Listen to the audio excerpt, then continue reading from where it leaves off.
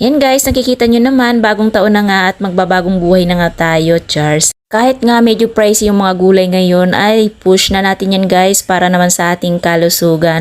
Gagawan lang natin yan ng sauce, magagawa lang tayo dito sa ating maliit na bowl. Maglagay lang tayo ng half cup of mayonnaise. Pero nasa sa inyo yan guys kung anong mayonnaise ang meron kayo. Pero ordinary mayonnaise lang ang nilagay ko at wala ko yung Japanese mayo. And then naglagay tayo guys ng Nestle cream, 3 tablespoon lamang. And then ayan, maglalagay tayo ng salt and pepper and konting sugar to taste naman and mix well para mag-combine sila all together. Ayan, maglalagay tayo ng konting sesame oil para lalo ma-enhance yung taste niya at mas masarap talaga siya. Halo-haloin at ilalagay na natin yan dito sa ating veggies. Napakadali lang gawin ito kaso nga lang medyo pricey. Pero kung carry naman ang yung budget, push nyo na yan. At ito nga ay pwede nyong pang snack or pamalit sa mga pagkain na matatamis.